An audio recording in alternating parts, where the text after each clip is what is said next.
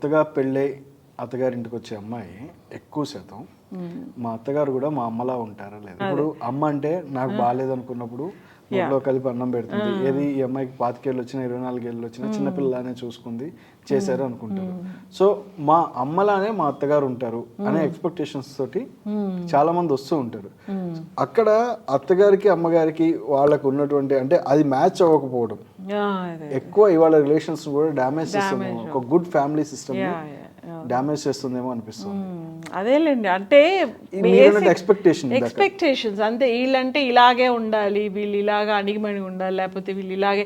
It's not like ఇదేంటంటే it's not a role like ఒకళ్ళు high ఒకళ్ళు లో అలా కాకుండా ఒక మ్యూచువల్ రెస్పెక్ట్, మ్యూచువల్ కంపాషన్, ఒక అండర్స్టాండింగ్ డెవలప్ చేసే ఎన్వైర్న్మెంట్ క్రియేట్ చేసుకోవడంలో అందరిది బాధ్యత.